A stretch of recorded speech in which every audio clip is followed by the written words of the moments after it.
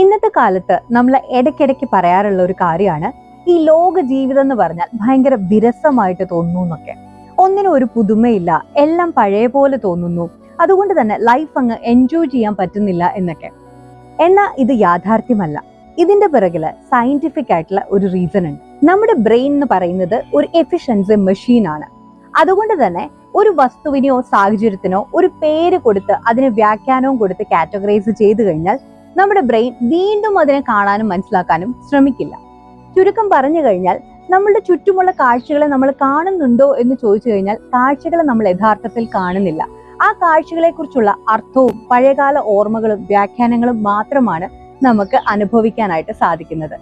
ഇങ്ങനെ ആകുമ്പോൾ തന്നെ നമ്മുടെ ജീവിതത്തിന്റെ ആ എലൈവ്നെസ് ഉണ്ടല്ലോ, അത് നഷ്ടമായി പോകും. എന്നാൽ ടിബറ്റിൽ ഒരു വാക്കുണ്ട്, മിക്സാങ് എന്നാണ് ആ വാക്കിന്റെ പേര്. അതിന്റെ അർത്ഥം നല്ല കണ്ണ് എന്നുള്ളതാണ്. ഇത് ആക്ച്വലി ഒരു പ്രാക്ടീസ് ആണ്.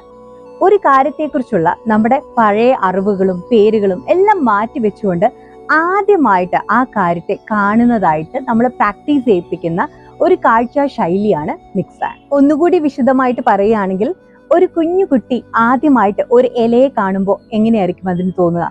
അതൊരു അത്ഭുതമായിട്ട് തോന്നും. അങ്ങനെ നമുക്ക് ചുറ്റുമുള്ള ഓരോ വസ്തുവിനെയും, അതിന്റെ പ്രകാശത്തെയും ചലനത്തെയും ശബ്ദത്തെയും നിഴലിനെ പോലും അത്ഭുതമായിട്ട് അനുഭവിക്കാനായിട്ട് തുടങ്ങണം. അതുകൊണ്ട് തന്നെ ഞാൻ ഇനി പറയാൻ പോകുന്ന പ്രാക്ടീസ് എല്ലാവരും ഒന്ന് പരിശീലിച്ച് നോക്കണം. നിങ്ങൾക്ക് ചുറ്റുമുള്ള വസ്തുക്കളിൽ ഏതെങ്കിലും ഒരു വസ്തുവിനെ എടുക്കുക, അതിലേക്കൊരു 30 സെക്കൻഡ് നോക്കുക. അതിന് പേര് കൊടുക്കണ്ട, അർത്ഥം കൊടുക്കണ്ട, വ്യാഖ്യാനങ്ങളും നൽകണ്ട, നല്ലത് ചീത്ത എന്ന് വിലയിരുത്തുകയും വേണ്ട.